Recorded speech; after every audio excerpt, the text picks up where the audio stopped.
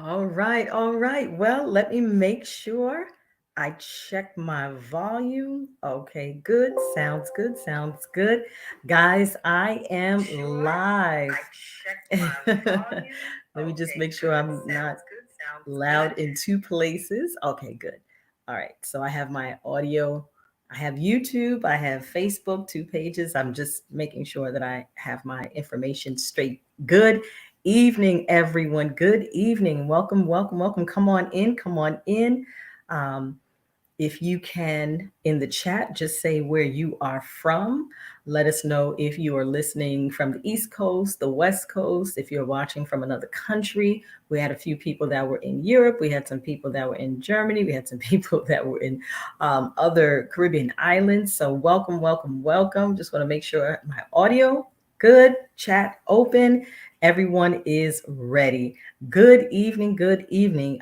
Please tell us where you are from in the chat as we are about to get started with part 5, how to write a book and market it without, I was going to say without going crazy. I guess I have to do that one. How to write and market a book um, after a pandemic. So this is part 5 we're on. For those of you who don't know who I am, my name is Monique Lisa. I am a writer, director, and producer of stage, film, and books. I am a 44-time nominated playwright and a 26-time awarded writer. And so try saying that a few times and see what happens. I am excited to be here this evening talking to you about just the process of how to write your book, just breaking it down. We went over chapter 1 and the importance of chapter 1 and 2 and 3 and 4. And now we ended off with the importance of chapter 4 and what that is and what that looks like in terms of your writing. And so for those of you who missed 1 through 4, you can still, if you click that link, you can still catch the replays. You can get the replays of tonight. Those you have to do the purchase. It's $37 versus $197 if you're interested in getting the replays of how to write a book and market it after a pandemic. For those of you who have been on this journey with me, just put in the chat how you feel about going on this journey. We started 2 weeks ago, so this is our last week. So we have today, which is part 5, and we have Thursday, which is part 6, and it has been great. You guys were blowing up the chat and the comments and just making sure that you were on this journey with me, answering questions, giving me questions to answer live, and it has been a joy. So with that said, we ended off part 5 deciding on the chapter 4. We ended off chapter 4 deciding the pace of your story, and then we talked about heading towards the climax and making it explosive and making sure that you not only keep your audience engaged, whether it's your autobiography, whether it's someone else's biography, even if it's a children's story, you want to think about all the fun things that should be happening towards the middle of the book. You know, you don't think of children's books as chapters, but you do think of children's books as wanting to bring them to a place where they get excited about reaching the center of the book, or they get excited about going towards the end of the book because there's something that's happening. If you remember Curious George with children's books, he was always on an adventure. If you think about Horton Hears a Who, he was always on an adventure. So you just want to make sure, even with the Cat in the Hat, there was always an adventure all day of fun. So make sure that when you're between chapters 4, 5, and 6, you are focused on the climax of the book, the explosive part of the book, the part where everything comes to a head. That is really, really important. So we talked about how to bring your story to a head and just bring it to that place. And we also talked about revealing who caused the drama, if there was drama in there, or the unveiling of the mystery of the story, or if it's a manual, you talk about some of the case studies, I should say. Some of the case studies of things that have happened that make you the expert that people need to read your material. And so if you're a coach, you're a consultant, you're an aspiring author, if you're a teacher, if you're a motivational speaker, if you're a pastor, if you're someone who's very knowledgeable about something, you should have a book. And for those of you who've never heard this before, a book is your new business card. It is so much better to hand someone a book that they can read information about what it is that you are sharing, whether it's your story or whether it's something technical or a manual or a self-help book. If it's a self help book, then you want to make sure you have real life case studies of people who have gone through these situations and how you've helped them and how you are poising yourself as an expert. So, right now, I want to make sure that everyone who is a part of this whole series, I just want to make sure that you are ready with pen and paper so that we can go on this journey together. All right. So if you can just drop in the chat, whether you're on YouTube, whether you're on Facebook Storytelling in 3D Academy, or if you're on the Monique Lisa Johnson page, or if you are watching through the StreamYard link. Please get your pen, get your paper out, get your notes, whatever it is that you need so that we can go on this journey together. All right. So we left off again with chapter 4, which for me, chapter 4 is really special because you get an opportunity to be really, really creative. You don't have to worry about if you left anything out. That's the place to make sure that you unfold a lot of the things that have been happening, and you want to make sure that you do it with style. And that may chapter 4 may also be a shift in the family dynamics. You may have a family member show up that you haven't seen and cause a little bit of disturbance in the family. And that shift should always be a dramatic or a drastic shift. When you introduce a new character, and depending on who they are, you want to make sure that they are there for a reason. You're not just adding characters just because. It's important not to just add. They have to serve the story. They have to serve somewhat of the subplot or the main plot. They have to be a part of the twist or the turn. They have to bring in some drama or some mystery or some anger or something. You cannot just add characters just to say, oh, I need another character. It's really important to make sure that they're embedded in the story enough to make sense to add them. And a lot of people don't understand that. So let's say you have a long lost grandpa and nobody knew about grandpa. Nobody even knew grandpa was alive. Maybe a few people knew that he was alive, but maybe he may have caused some of the drama or some of the problems. And then all of a sudden he just shows up. So if he shows up, you know enough about the story that, okay, something's going on. He's showing up. Does he want something? Is he coming to do something bad? Is he coming to redeem the family? Why is he here? So he has to be, if you introduce a new character, they have to really make sense for the story. And when people do that and it makes sense and it ties in well, introducing that new character is not a problem. And that is very, very important. So let's talk about more of the chapter structure, and not having things carved in stone. When in your mind, when you have things carved in stone, what happens is you don't give yourself room to kind of make mistakes, or you don't give yourself room to kind of change around the story if you need to, not to the point where it's unrecognizable, but change it around so that you do throw a twist or a turn in there. So it doesn't have to be carved in stone, but if you do make changes, make sure it makes sense in the beginning, as well as the middle, as well as your resolution or your conclusion, which is at the end. So you just want to make sure that you don't have your story so carved in stone that if you get stuck, which is what we call writer's block, you're stuck because you haven't given yourself room and permission to change things up. So you want to think about how your flow is going and what follows what. You can map that out. I like to outline my books. And let me tell you why I like to outline my books. The reason why is because when I give myself an outline, it's just like if I were using my GPS or a physical map.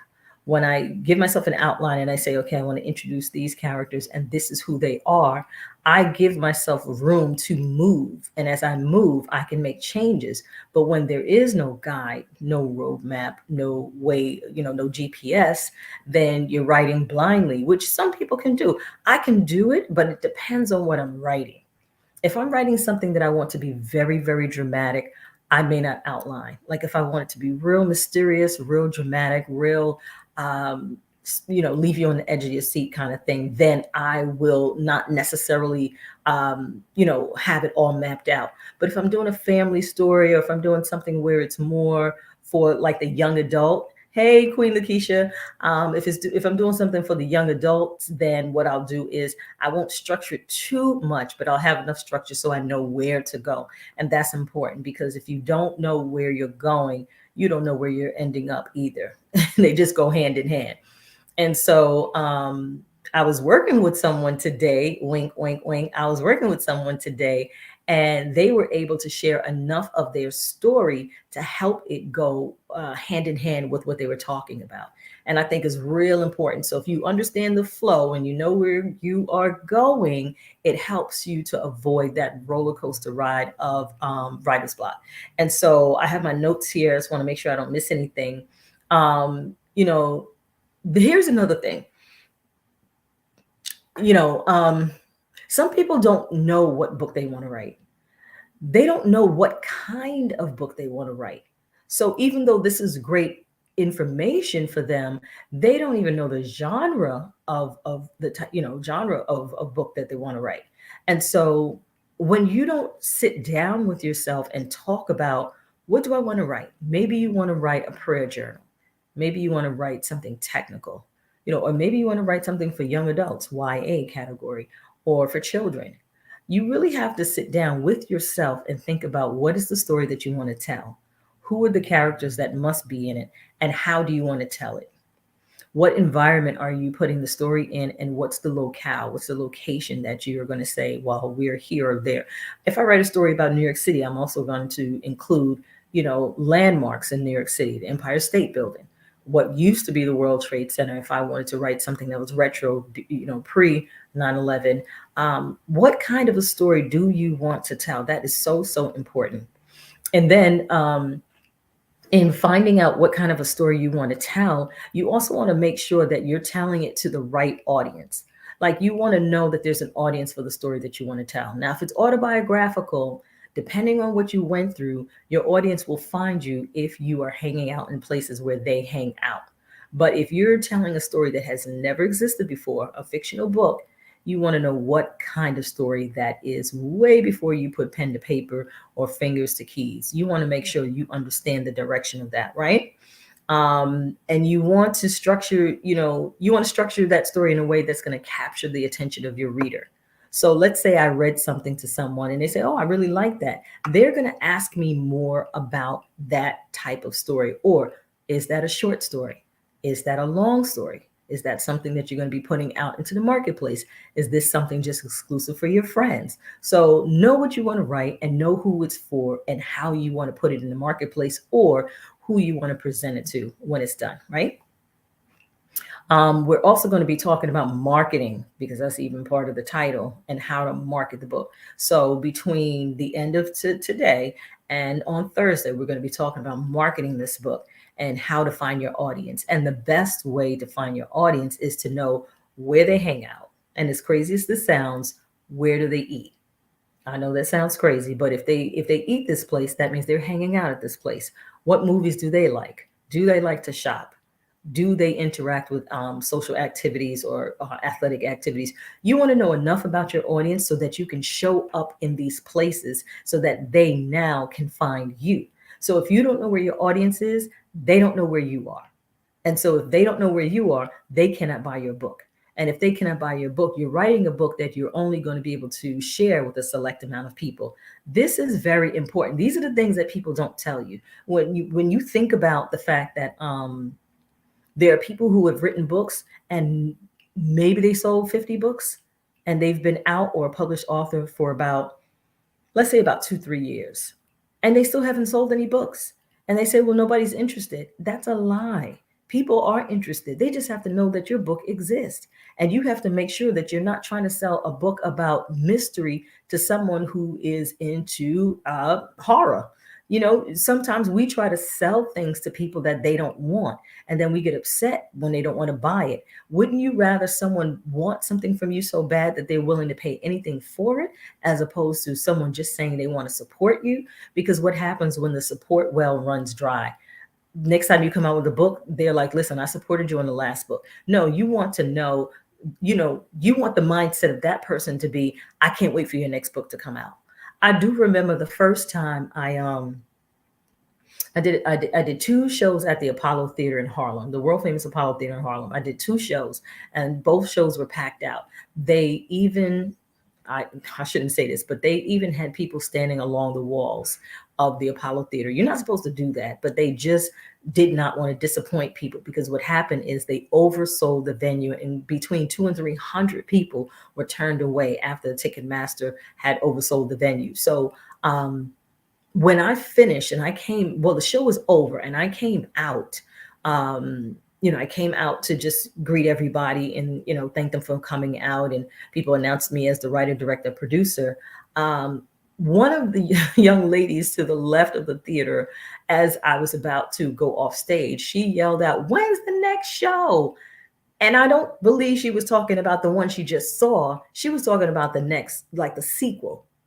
Like I literally had just finished I think the 30th show of this production, and they were already asking for the sequel. This young lady, once she said it, other people started saying, "Yeah, when's the next one? Where's part two? When's the next one?" That's the kind of response that you want. And even the first time I did the production, this was in New York, White Plains Performing Arts Center. It sat 800 people. And that first weekend, for me, it wasn't a sold out show, but 600 people showed up. That was the first time I did a production. And hey, Heather, I literally wrote, produced, directed, paid for everything, built the set, hired the cast, had the concessions. I did everything. And for 600 people to show up, I felt great. And it was the same feeling. Like as soon as the shows were over, literally people were saying, "When's the next one?" Now they were talking about when was the next time I was going to perform that particular show. But by the time I got the show to the Apollo, I had done the Orlando Shakespeare Theater and so many other theaters in between. Atlanta, I took the show all over. They want to know when's the next show. And this is what you want. You want people to want your product so bad, your book so bad, that they're willing to buy it before it's written, and they're willing to pay for it in advance if there's some kind of a sequel that they're looking for. That's what you want. That's part of marketing, letting people know that you have a product, giving them a sample. Why do you think people in the mall, especially in the food court area before 2020, why do you think they give you samples? Because they want you to want more. So have that in your mind when you're thinking about writing a book, that you want your audience to love the first project that you put out, and that you also want them to be in anticipation for the next one. You don't want people to just support you. You want people to want so bad what you have that they're willing to pay in advance. That's the kind of that's what you want. So let's not use the word support, because anytime someone says that, I kind of cringe when they say support, because I know that means that they're just doing me a favor. Don't do me a favor. I want to make sure that I'm selling to the right audience so that you are anticipating the next product that I put out. And so I remember working on a book. I have a book that is a 4-part series. I'm on book 2 of a 4-part series for the YA community, young adult community. And I had my nieces and nephews to read it, and they loved it.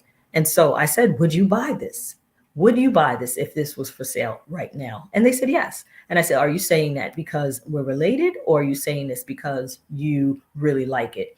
And they said, "No, we really like it." And so what I did was I went outside of the family and I gave it to friends who don't know me as a young adult writer. I've written for children, I've written for young adults, I've written comic books, and then I've written self-help books, and then I'm working on an autobiography. And I've worked on autobiographies with other people. I've coached quite a few people. I mean, literally between now and going back to the mid 2020, over 3,000 people I have coached through projects, including poetry, different types of books, even books that I never thought I would be a part of working on. I worked on it. So it is important, taking this back to the marketing, to make sure that you are putting something together. You're writing something that people want, and that they're buying it because they really want it, not because they're supporting you. Because support is great when you first come out, but you want to make sure that you leave them wanting more. Leave them wanting more. All right, so we went over that. And one thing is important about when you're writing, use your instincts. Really use your intuition and your instincts. Really think about it. If you feel like you need to put something in, put it in. If you feel like you need to take something out, take it out. Trust your instincts. Trust your intuition, because if it doesn't help the story, you also want to make sure you're not hurting the story by just throwing things in. It's almost like when you think of a movie, when there are deleted scenes at the end, and you can kind of see why they deleted. Maybe the scene was too long. or the scene just didn't make sense. Maybe it made sense when they were filming it, but it didn't make sense when they were finally, releasing it and it was time to put it out there. So think about your book like that. Make sure that you're not putting things in there that you feel shouldn't be in there. Your instincts are important. Your intuition is extremely important, and it's good to know that it's good to know that you have this inner conversation going on. So guys, as I continue, I have more notes here.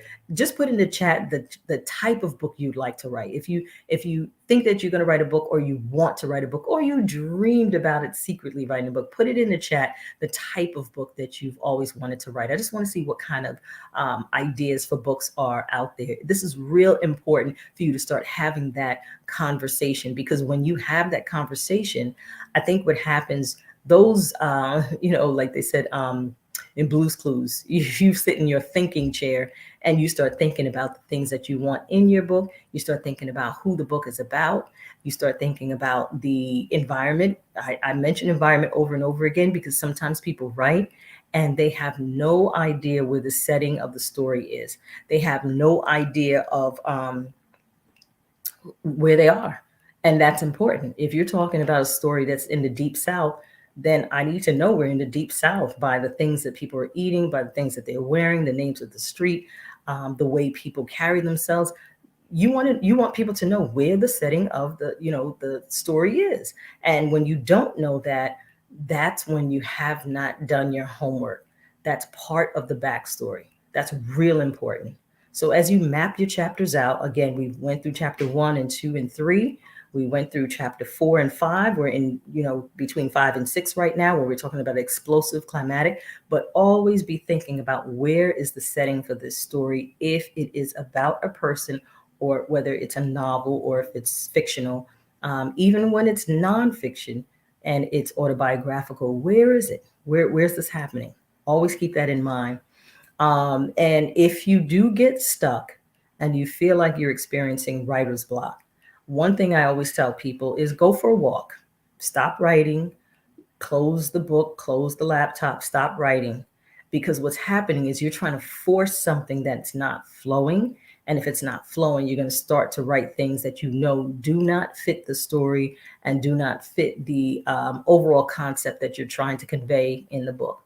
So definitely trust yourself. Again, this is part of that intuition.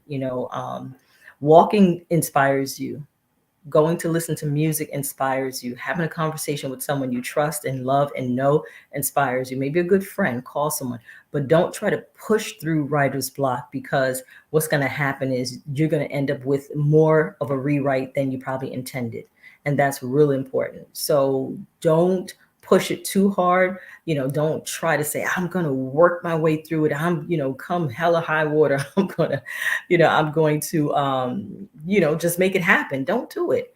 It's just like if you're writing a song, think of a song. Now, if you're writing a song and it's not coming out the way you want, you have to stop and you have to start over, because the song is not going to be what you want it to be. And writing a book is the same way, especially if it's a children's book, or especially if it's a book that you want to really convey a specific message. Don't ever try to push past writer's block. Just stop. You guys throw that in the chat. Just stop. Just stop. Don't be like Nike. Just do it. Stop. Because you're going to end up writing. And then if you try to write through it and write past it, what will happen is you'll look at what you wrote and then you'll end up maybe using it somewhere else. But I guarantee you will not use it for that story. Hey, Queen Camille. You definitely will not use it for that story, for sure, for sure. And so that's why, if you want to kind of stay focused on a particular story, and you get that it's literally like standing in front of a wall and you can't get around it, just stop. Just stop. Sit down, get something to drink, go take a shower, go ride your bike, go listen to music, because something will spark more inspiration. There's no expiration on inspiration. Can you guys throw that in the chat too? There's no expiration on inspiration. All right. There is no expiration on inspiration. I'm telling you, because it's everywhere. You just may feel stuck and have to stop. So We're going to talk about action and reaction chapters. Yes, let's talk about it. Action and reaction chapters. So, with action chapters, the goal of the chapter is to have the conflict. That's the rise and fall of the action. So, you want to make sure there is a rise and there's a fall. In the action, you don't want to keep it action, action, action. Yes, no expiration or inspiration. That's right. um, you want to make sure that with the rise and the fall, that you have a clear, concise rise and a clear, concise fall. You don't want to muddy that. It's just like if when you take off in an airplane, you're taking off. There's no one that's going to confuse takeoff for landing. So when you have the rise in the action, really keep your mind set on how to write that. If it's a car chase, if it's someone being kidnapped and you're almost on their tail, you almost got them. If it's a heat of the argument, you want to be very clear that this thing is about to boil over. So with that, you want to make sure that action the action chapter has that the conflict rise and fall. You want disaster or demolition. If there's a disaster or a demolition, you want to be clear on that. If there's a disaster that has to happen, there's even music in a movie will let you know disaster's coming. It's a little different with a book. With a book, when there's disaster or demolition coming, it usually has to do with someone coming or someone fleeing. There's action happening and we have to use our words clearly. If someone comes up against someone and they're in their face and they're against the wall, something's about to happen. So you want to make sure that you're writing in a way where there's no question this is about to be a mess. And the demonstration of this is the action that follows with the words. I do very well with arguments when I'm writing. If I'm writing and there are two people arguing, I really think about the points that each character has to make when I'm writing. And when I do that, there's no question if you're reading it or seeing it or watching it, there's no question that this is an argument. So you do want to make sure that you're demonstrating the disaster or the fall or whatever it is. You want to make sure the words are very clear, that there's no question about whether or not you are in the middle of an argument. You are in the middle of a fist fight. You are in the middle of running out in the street and somebody's about to get hit. You want to be very clear on the action and demonstrate that through your words. So you have your adverbs, you have your verbs, you have your adjectives. So you want to be descriptive and you want to show action. So really think about which ones fit for the scene that you're writing or the chapter that you're in. Make sure that you are very, very, very clear on that. And you want to make sure there's a difference between how your disaster looks and when there's just like a minor infraction. So the difference is a tornado is coming. That's disaster. And the characters have to act accordingly. You're not going to be sitting down drinking tea and the cup starts shaking. The cup is shaking and you're just kind of calm with it, like, oh, I think it's what. No, when you're writing, you have to make sure that people are grabbing their stuff, heading for the door, making sure that they are, going down into a cellar safe. Your words are going to be the most powerful thing. Remember, people are going to visualize what you're writing in their head, but they're not necessarily going to have the ability like a film or a stage play to see what's happening. So your words have to be descriptive. Your words have to be really detailed about what's happening. And so that disaster has to be a build as well within a scene, within a chapter. And the chapter is just little, bits and, broken up of the plot, I should say. So you have your plot and the chapters are a breakdown of what that plot is. So that's really, really important. All right. So we are also going to be talking about how we build this. I know that we talked about, and I know I want to go into reaction scenes as well, but how we build these stories is really, really important. I know that there are people who are probably afraid to write a story that's not real, like a novel or a fictional book. I know people that might be a little nervous about doing that. And I do have a client that's working on a book, but it's mystery, it's drama, um, it's got a lot of good elements in it. It is not a real story, but it can be read like a real story. She can really she could put herself as the lead character and it would read like a real story. And that's the way you want to write. You want to make sure that if it's not labeled fiction or nonfiction, this could be a real person, or if it is written about a real person, it sounds like it's a story. You want to be able to really take the reader on a journey and make them feel comfortable with you are going to deliver the goods. Like it's just like on, Easter Sunday, you find, the eggs and you open it up and there's nothing in it. No, you want to deliver the goods. You want to open up those Easter eggs and you want to see chocolate, you want to see money, you want to see candy. Well, that's the way your audience feels when they open up your book. They want to read it and they want to feel like something good is being delivered, something important is being delivered, something historical is being delivered. Something is going to happen in here that's going to make me think differently. Even if it's a journal, even if it's a manual, whatever it is, I'm going to read this and I'm going to be changed because the information in here is worth reading. It's something I can apply right away and it is worth my time. That is so important. Some people don't think about that when they're writing, they just write. And when you just write, I think what happens is you forget about your audience. So it'll be difficult to market to an audience when you kind of left them out of the thought process. It's important for you to keep them in the thought process. You want to think about, where do you want to take your audience? And where do you want them to end up? So where do you want them to start? Where are you leading them? And where do you want them to end up? Really, really important. So we're going to talk about action versus reaction. So um, reaction scenes. There's an outcome of action, and then there's dilemma, and then there's decision. So reaction scenes, you have to have things happening where someone is responding to something that happened, and then also there's a dilemma. You have to decide what to do, and then there's a decision. So you again, reaction, dilemma, and decision. Those are the reaction scenes. And so these are some elements that really work well in dramas, really work well in action, really works well in um I was gonna say comedy, but not really.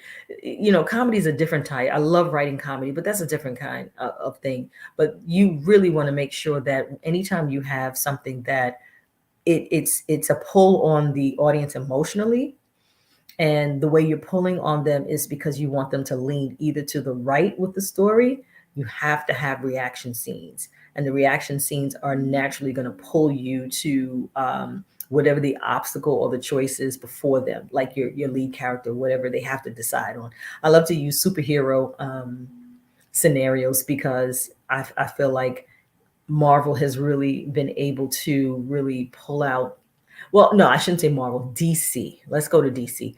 I like the way DC has been able to, with the Superman movies, and even with, well, Spider-Man is with Marvel, but with Superman, how him not having his parents there has made a big deal.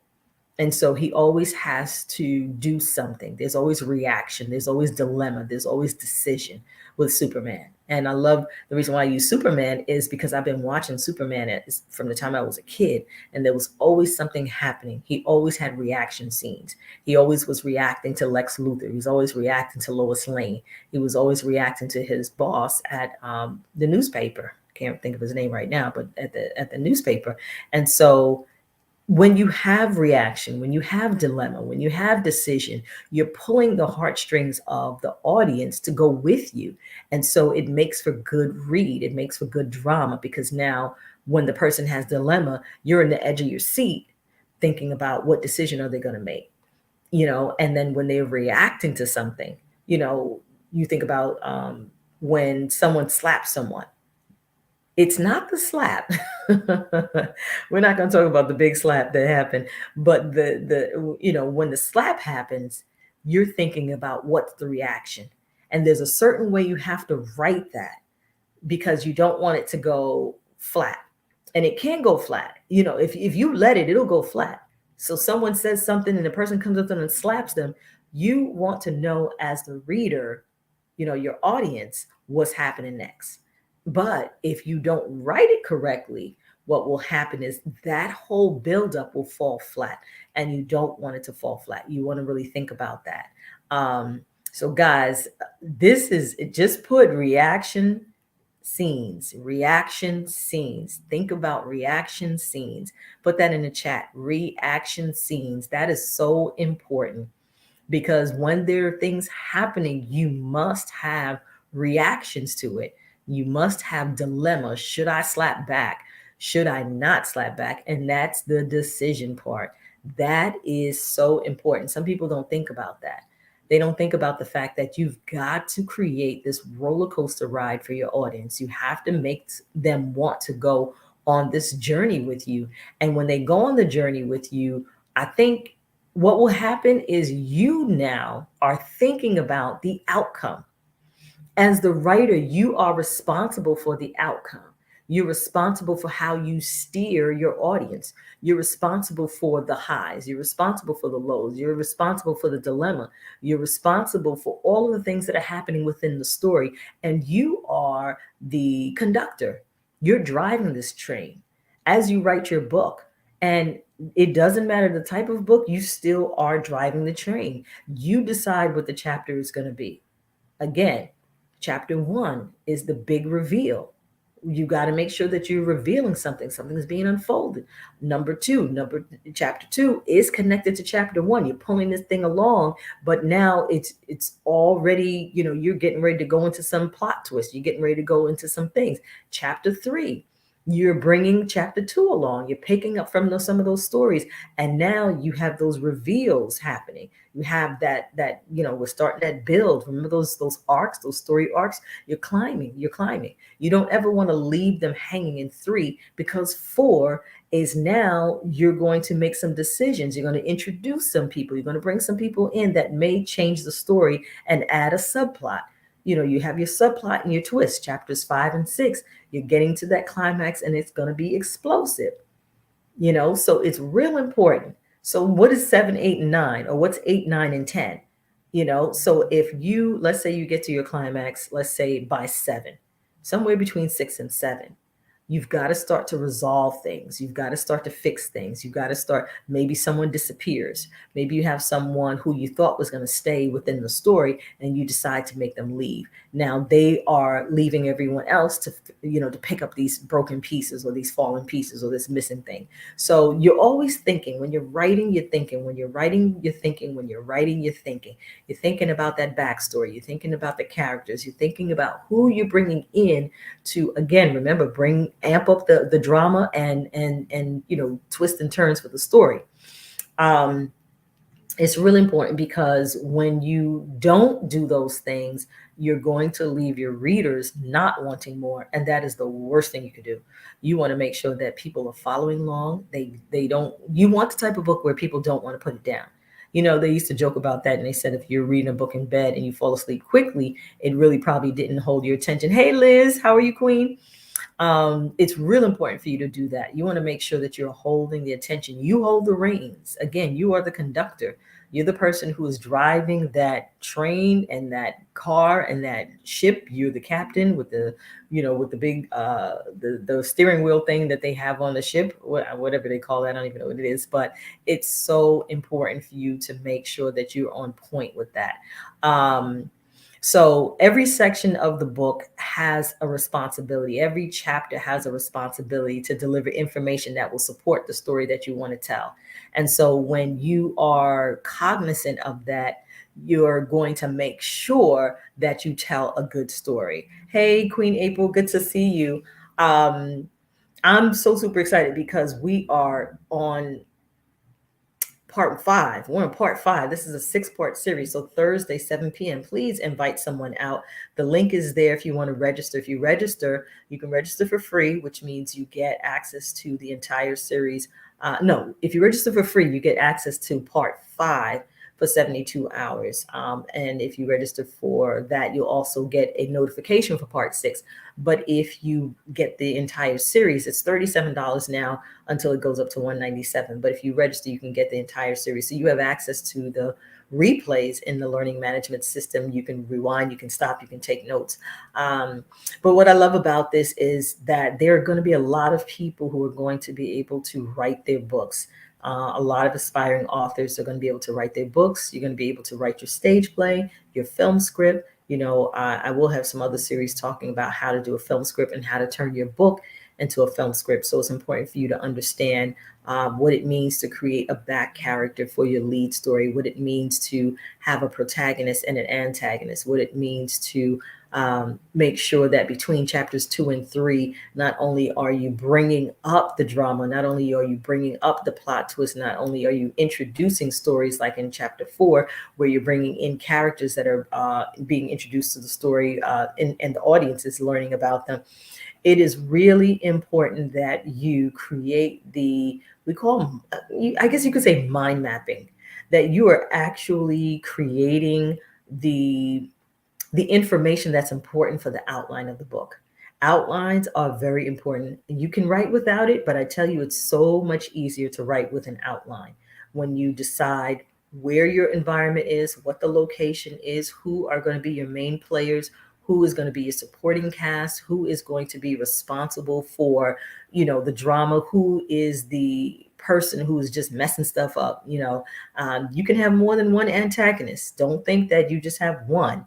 Even though there are people who may just have one, you can have two or three. That just adds to the drama. You may have that long lost family member. You may bring in an inspector. You might bring someone, a teacher in. It doesn't matter. You just have to make sure that you're amping up the drama and using these characters and not just adding them, but you're actually having them add to the story. And as they add to the story, you are building properly.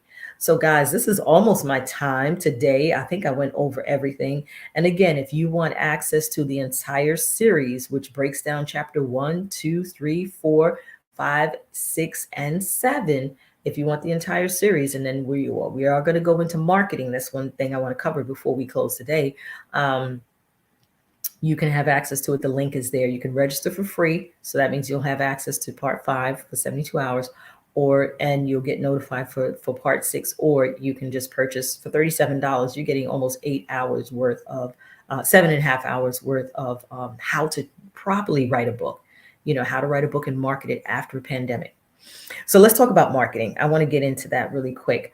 If you use Facebook, or if you use Instagram, or if you use LinkedIn or Snapchat, or if you use any of these social media platforms, your audience truly is on one, if not all, of these platforms. And if you want to do this for free, if you want to find your audience for free, you're going to have to show up in places where your audience actually hangs out. So I'll use myself as an example. As a writing coach, as a playwright, and as a writer, I know that my tribe hangs out in Starbucks. I know that. My tribe hangs out in Panera. And these are not endorsements for these places, but this is where my tribe hangs out. My tribe hangs out in the theater. So they're the theater district. My tribe hangs out in the movie theater. My tribe hangs out in certain pages on LinkedIn, certain pages on Facebook, certain pages on Instagram, and you know that by the hashtags. So if you know where your tribe hangs out, then you have to show up in those places. If you know that someone has a copycat audience, like what you need and what you want, then you have to go to where their pages, comment on some of the things that they're talking about, and you also have to strike up conversations with people who are actually on those pages. See, the problem with people who have books and the problem with people who have products to sell is that they only show up when they have something to sell. They only show up when they want something. They only show up when they want to sell something. And you're doing yourself a disservice if you only show up when you have a need and not when you want to just interact with people. And so Let's say I have a children's book and I want to launch a children's book. Well, I'm going to go into the search bar on Facebook and I'm going to look up either children's book or children's authors. And I'm going to see what type of a group they have. Now, you don't just join. Hear me and hear me good. Don't just join a group because it says children's author or kids' books or anything like that. Look to see when was the last time someone posted on the page and how often people post on the page.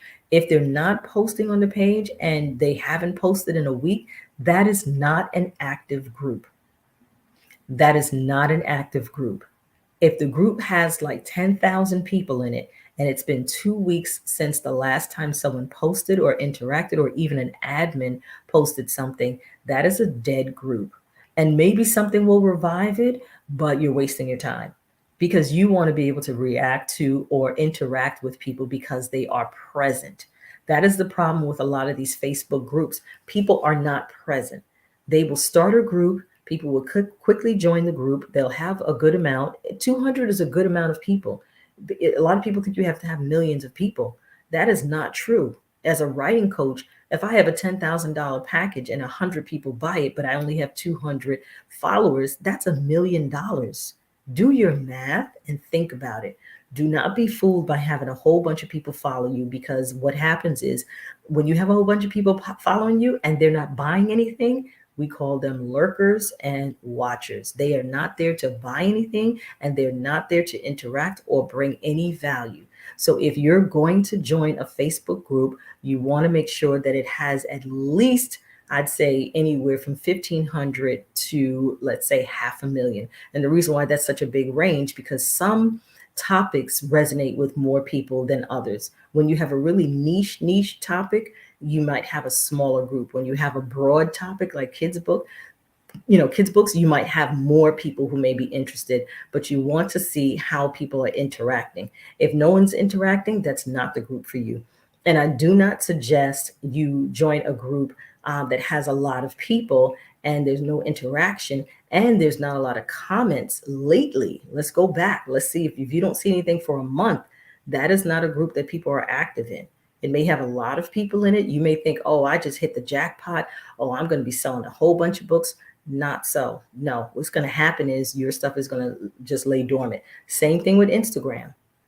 If you follow a hashtag and you look to see what is a recent or top story or a recent post, and you notice that it was 2022, that's not an active hashtag. People are using the hashtag, but no one is really checking for what's there. You have to make sure that things are within a day or two and that people are posting, and anywhere from 5 to 10 comments that you can interact with. You want to make sure this is part of the free marketing. I'll tell you about paid marketing on Thursday, but the free marketing of your product or the free interaction to cause people to go to your page, this is important because sometimes you don't have a budget. Let's just be real. Sometimes you don't have a budget starting out. You just have the dream of putting out a book. And you may start out with an ebook. If you don't have money to publish a book, start out with an ebook. It's okay, because that digital product is not going to put you out of pocket in terms of having to print and ship and all that stuff. Start out with an ebook. But if you're going to market your ebook, if you're going to market a book, if you're going to do any of those things, look for groups that are active. And you don't join 10 of them thinking that you're going to keep up with 10. It's not going to happen. Join 3. Be consistent with 3. And let me tell you exactly how. Hey, babe. My husband is too much. What you want to do is you want to make sure that you are interacting with people, asking questions. Don't sell anything. Be on there at least a week and a half. Do not sell anything, because people will see right through. They will know that you're an opportunist. You're just looking for a place to dump your stuff, and they may or may not be interested in it. And you're going to feel bad because you're going to be like, oh, no one likes me. No one's interested. No, you just came to sell something, and people can see right through that. You may not think you're transparent, but they can see right through you. So find groups that have anywhere from 1,500 to about 500,000 people. look to see the last time somebody posted. And if it was an admin, great. But look to see if there was any interaction from the admin, from the people who are in the group. If you don't see any interaction and it's just the admin posting and just the admin making comments, that's not an active group. Okay. Again, this is free 99. This is information that I'm telling you that a lot of people join a whole bunch of groups and they get in there, they start trying to sell, and it's like crickets. Nobody responds to them, nobody says anything, and then they get mad. No. Talk to people for about a week and a half. Ask questions, answer questions, compliment people, and you don't have to be I was gonna say fake, but you don't have to be what's the word? Like flattery. You don't have to flatter them. Just answer a question. Just respond. Because what will happen is if you are speaking intelligibly in your comments, people will now begin to respond to you, and then they're going to want to go to your page. And if your page is about your book and you have pictures of your cat and your dog and what you're cooking and all this other foolishness, let me tell you something, you are going to lose them quickly. If you say you're an aspiring author and you are not talking about authorship, you're not talking about the type of book you want to write, you're not talking about the books that you've read, you're not talking about the things that you want to do with your book and the people you want to reach, and you only have pictures of you, your cat, your dog, your vacation, your ice cream, you walking down the street, guess what? You're going to lose them. So they'll go to your page because for about a week and a half, 2 weeks, they saw you interacting, but now you're going to lose them because it's a little bit of confusion. They're not sure what it is you're actually promoting. And people follow people they feel have some kind of authority. Whether they're aspiring to be a writer, whether they're aspiring to be a musician. If you're a musician and all you do is like comedy stuff, they want to hear your music. You said you're a musician. Where's your music? So always be mindful of the page that you point people to or the page that you're coming from when you comment on other people's pages. Because if you speak intelligibly and you answer questions and you interact for about a week and a half, they're going to check you out. They're going to slide into your DM and ask you questions. They're going to want to know more about you. So don't confuse your audience. Don't have a whole bunch of stuff on your page. Whether it's Facebook, whether it's Instagram, whether it's LinkedIn. LinkedIn is more on the business side. So if you are interested in people reading a book that you wrote that has to do with business, then you do have to make sure that your page is about business. Like your page just can't be about you cooking and having a family reunion or something else. No, be consistent in with the message that you're delivering or the information that you want to share that would draw people to the page that you are on. It is important for you to be on point with that. And so for those of you who have been here this whole entire time from part 1 all the way to part 5, you are definitely getting your alerts. I see your comments. I see all of the information that you're sending out. I'm so proud of you guys because you are an aspiring author, and some of you are authors. Some of you are here because you just want to pull some good information and use it. It's important. The information is out there. And if you're tired of YouTube University where you cannot vet these people, you don't know their resume. You just know that they're giving some information. Does it work? Maybe. Does it, is it something that's bad? No. But after a while, you just have to make sure that you are dealing with people who have the credentials and the authority that can help you to get to that next level. What I love about writing and what I love about reading and helping people is that you guys are telling some amazing stories.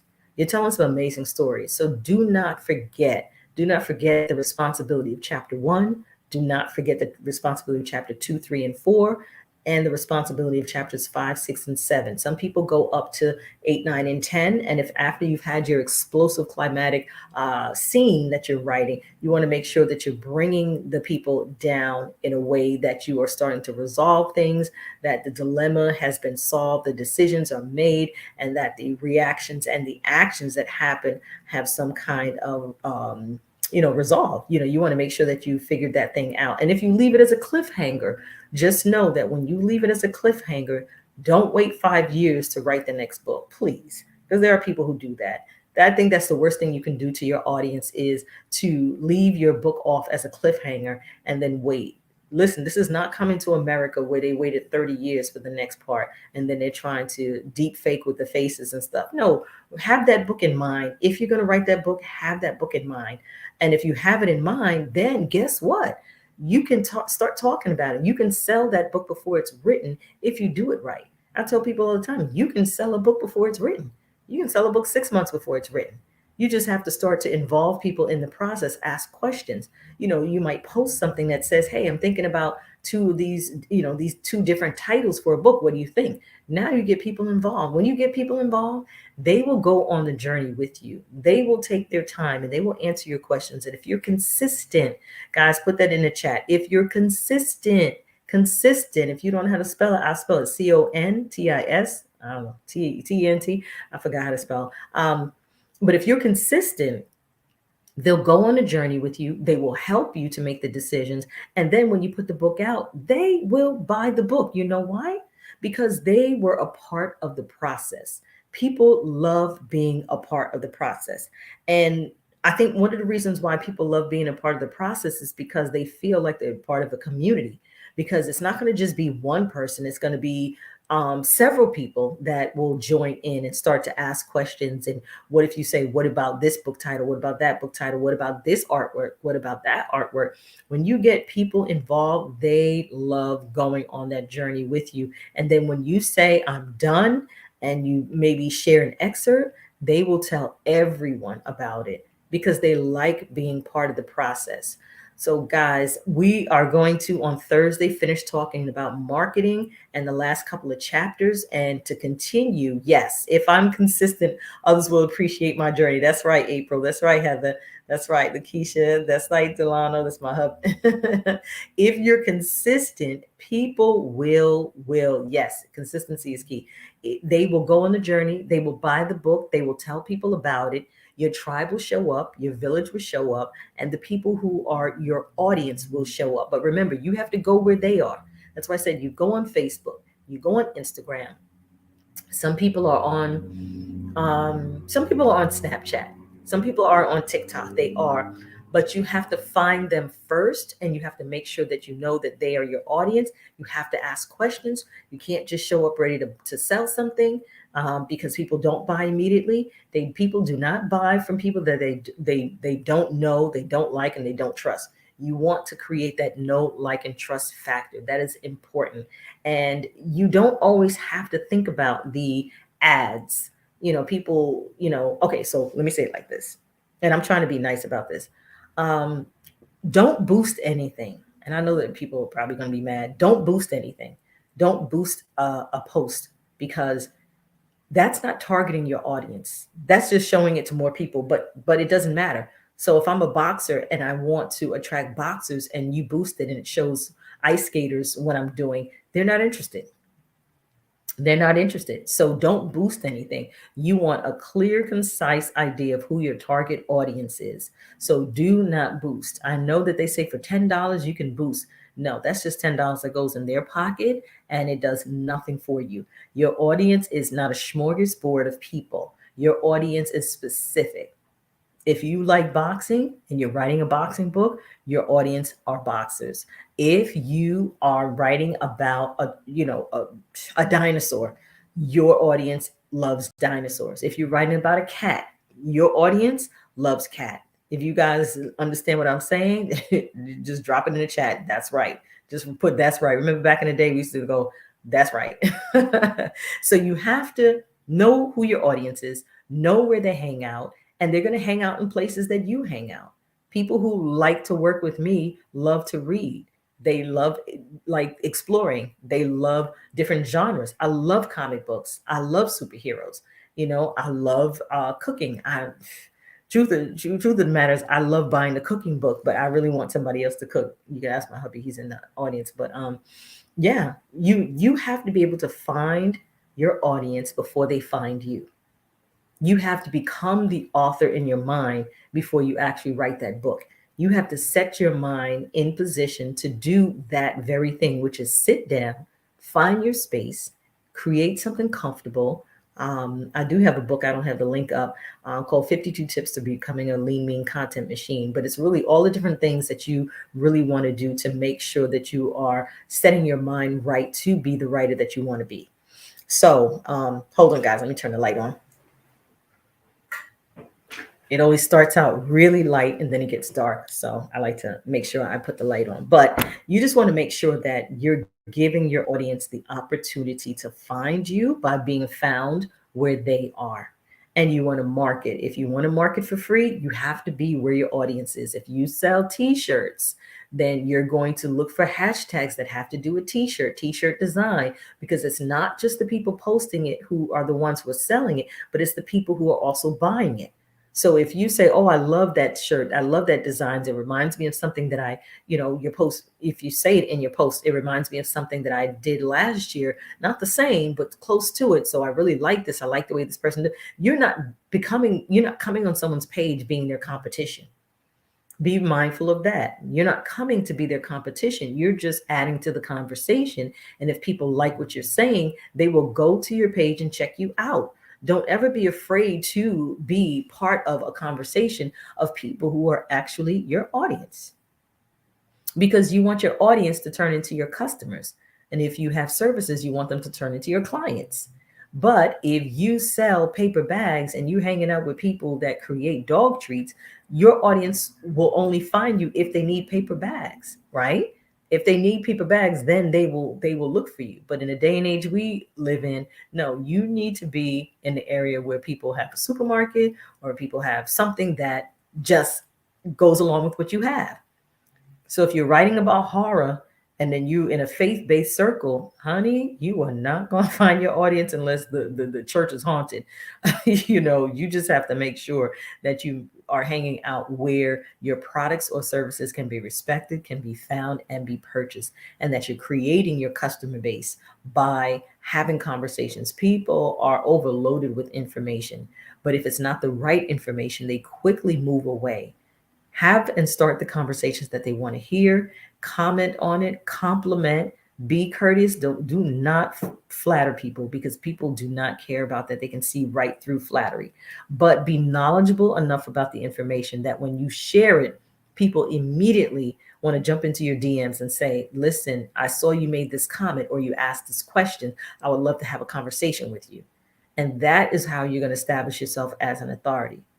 Well, guys, that is my time. We're over an hour. So it truly is gonna be a series that's over 6 hours, over 7 hours, because I want to make sure I'm bringing some quality information to you. Yes, April, be where my audience is. That's right. That is right. And my husband says you have to meet your market at the market because they are already there to buy. That is absolutely the truth. When people go to